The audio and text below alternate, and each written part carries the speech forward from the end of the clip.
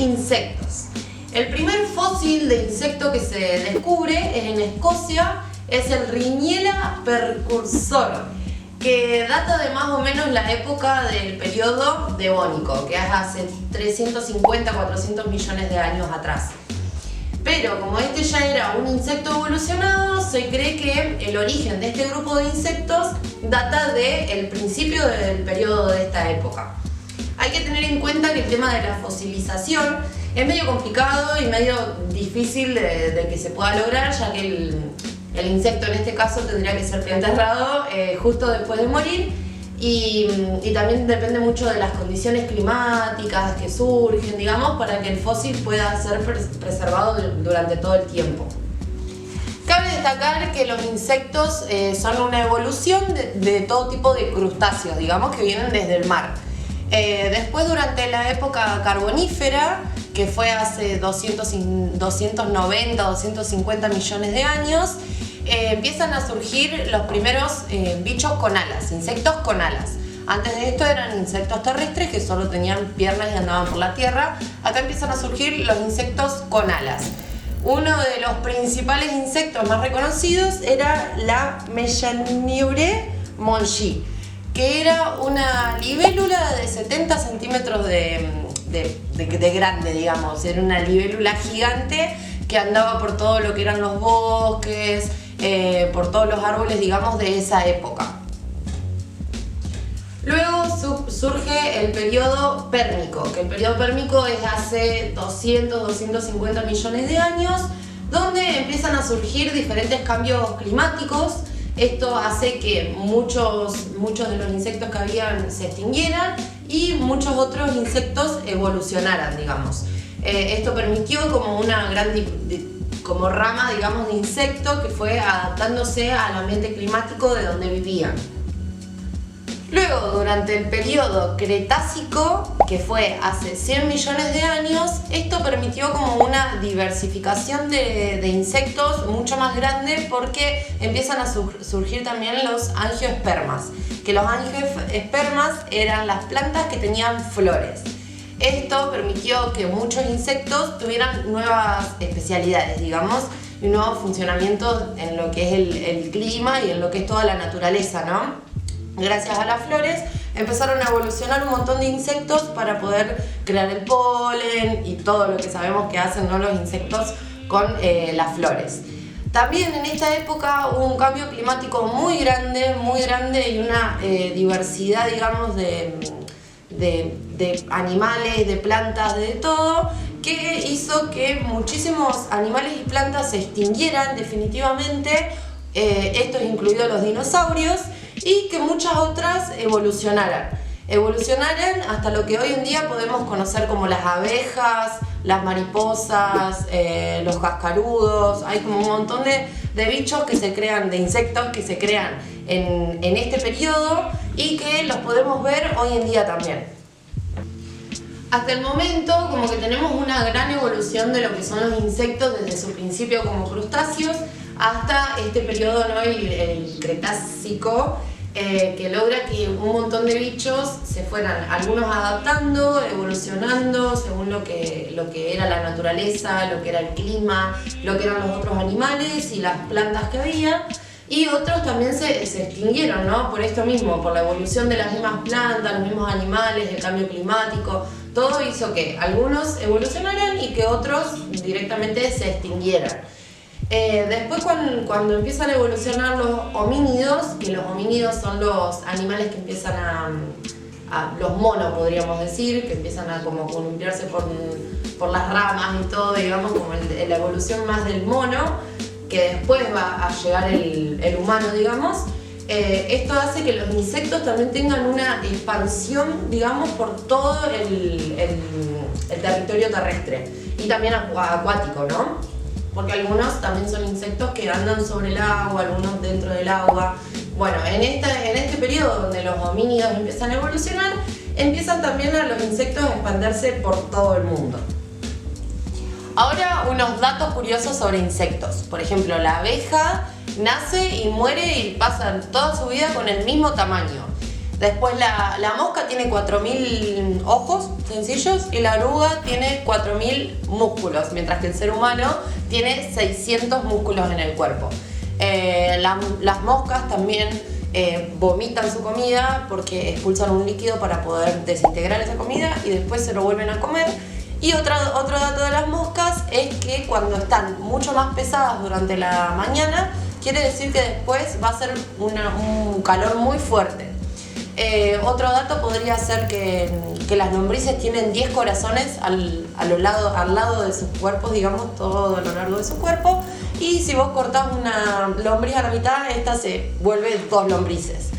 Después también podemos hablar de las tarántulas. Las tarántulas no pueden hacer telarañas, por eso hacen como unos pequeños telarañas en rincones, pero no pueden tejer la telaraña. También la telaraña es el material más resistente creado por la naturaleza, y dicen que si vos tenés una telaraña del grosor de un alambre de acero, es mucho más resistente la telaraña.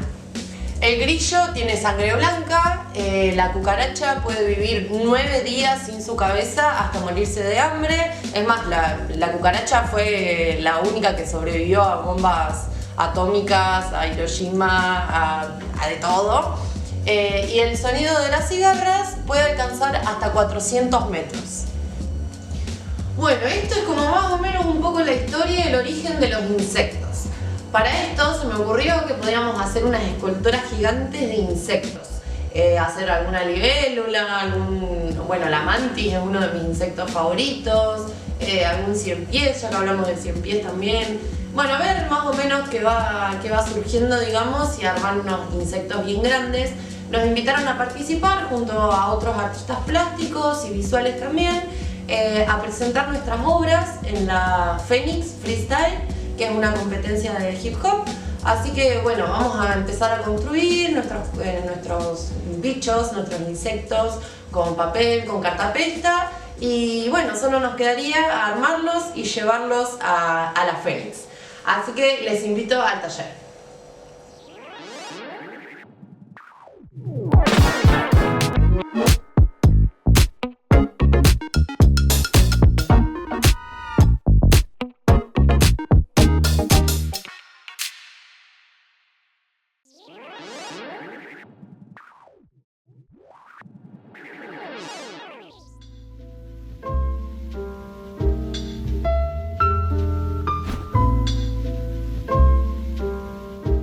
Reina estuvo contando un poco sobre los insectos, la vida de estos y su influencia en la vida de los humanos. Y bueno, y ahora que nos vinimos al taller a ir armando nuestros propios insectos, me vino a la memoria unos insectos que yo vi, creo que era por allá por cerca de finales de los 90, en un viaje a Buenos Aires, y me llamaron muchísimo la atención, que fueron unas hormigas gigantes que se pueden ver también desde la Avenida del Libertador.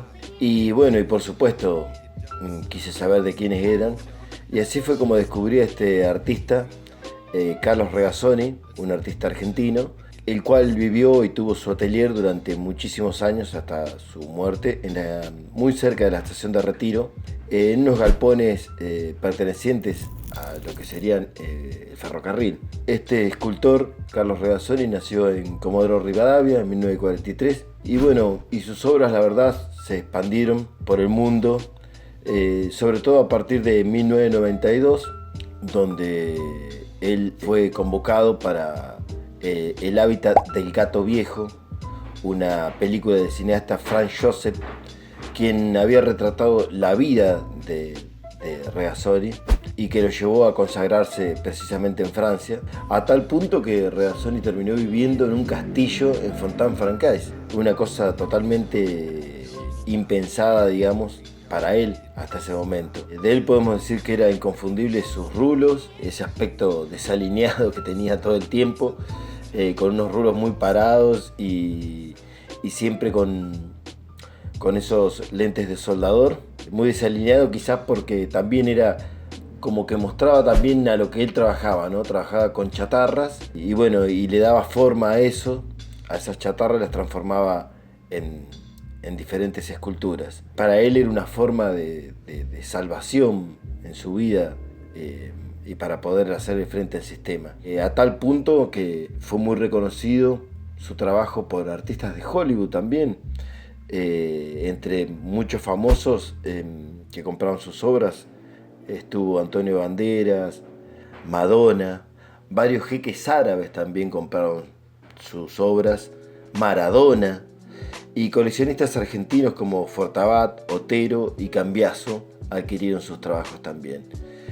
Sus esculturas, que eran hechas con desechos industriales como cadenas, tambores, válvulas, trepanos y objetos de inmensurable tamaño, no solo utilizaba estos objetos para transformarlos con fines estéticos, sino también haciendo uso ecológico y social de ellos, ya que de esa manera, utilizándolos para la construcción de sus esculturas, hacía una crítica al sistema y fomentaba la recuperación de los materiales que se podían reutilizar, ¿no?, de esos viejos ferrocarriles. Él encontró en la industria del ferrocarril y en esos desechos un lenguaje y una manera de expresar y de trascender a través de ellos.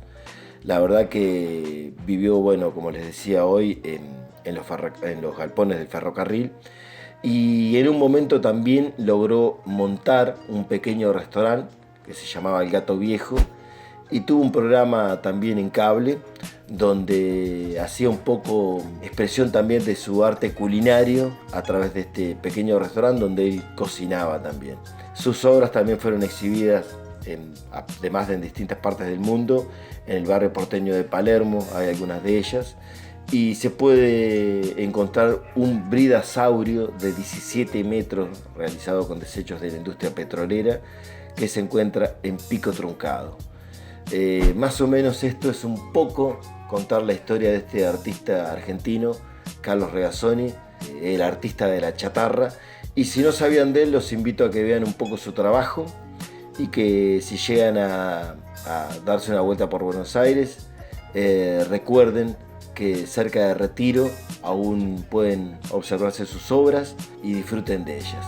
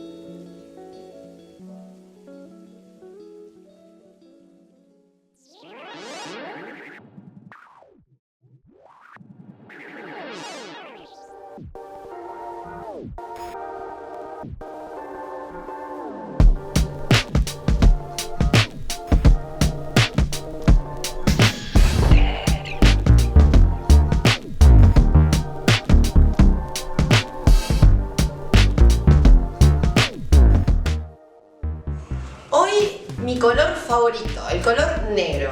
En la antigüedad y hoy en día también el pigmento negro no existe, sino que se ve negro. Entonces se mezclaba en la antigüedad un montón de pigmentos que reflejaran muy poco la luz y se vieran de color negro. En el antiguo Egipto el negro era uno de los colores más utilizados porque era asociado al río Nilo y esto lo asociaban con la fertilidad. También el dios Anubis se lo representaba con el color negro. Y el dios Anubis era el dios del inframundo que cuidaba a los muertos del mal. Otro dato curioso sobre el negro es que las panteras negras en realidad no son una especie propia, sino que son jaguares o leopardos que han tenido una mutación en su cuerpo y que les hacen tener mucha melanina, por eso su piel se ve negra. Si te fijas en detalle, todavía se pueden ver las características de su piel verdadera, sin tanta melanina. El color negro siempre fue asociado con el mal, con la oscuridad y todo esto, digamos, pero en lo que eran las creencias paganas se lo asociaba mucho con la protección y cuidado. Y bueno, esto es un poco sobre los datos sobre el color negro. Yo soy Reina Momo, esto es Club de Mentes y les invito siempre que me vean por la calle, que vengan, que jueguen conmigo, que participen, que vean si estoy repartiendo algo, si estoy pintando pueden pintar conmigo, como siempre. Y nos vemos en el próximo capítulo.